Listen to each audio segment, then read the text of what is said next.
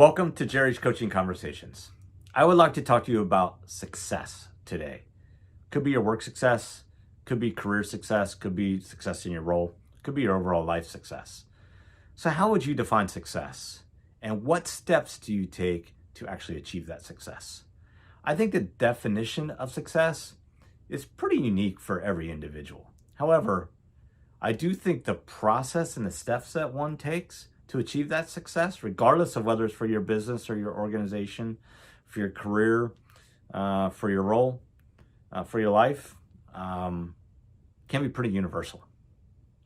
In my opinion, there are three fundamental elements that provide you the greatest chance for success, and I call that my success framework. The first element is having a plan, clearly defining what success is and how you're going to ultimately get there. This plan is both long-term, could be 10 years or more, and short-term, 90 days to a year. Some people get turned off about planning, but I think planning is absolutely critical because it allows you to get the priorities right of what you need to be working on, so you're working on the right things to achieve the success you want and not waste any time. The second element is having the right skills and behaviors to be able to execute your plan. This may require you to develop your team members to get those skills and behaviors. It may require you to add people to the team, change people to the team, find new partners to bring those skills. And those skills are both hard skills, technical skills, as well as soft skills, leadership behaviors, the ability to communicate, the ability to inspire and motivate your team. And the third element is having the discipline and focus to execute. I have seen this throughout my entire career, as well as my coaching and consulting practice, where you have a great plan, you have the skills and behaviors, but you lack the discipline and focus to actually execute. Things just get in the way.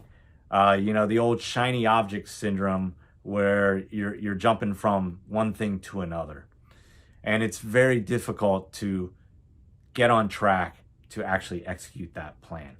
But if you do have a plan and you have the appropriate alignment, then it makes it much easier to stay focused and disciplined. And as new ideas come in, which they do all the time, it gives you a framework to bounce those ideas off to see whether they have merit or not.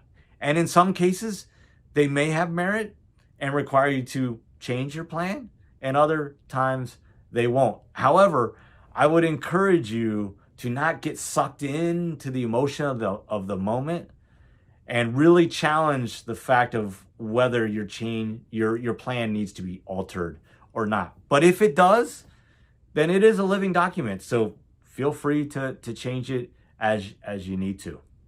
So my coaching question here today is, when you think about your business, when you think about your career, when you think about your role, and if you think about your entire life, do you have a clear plan?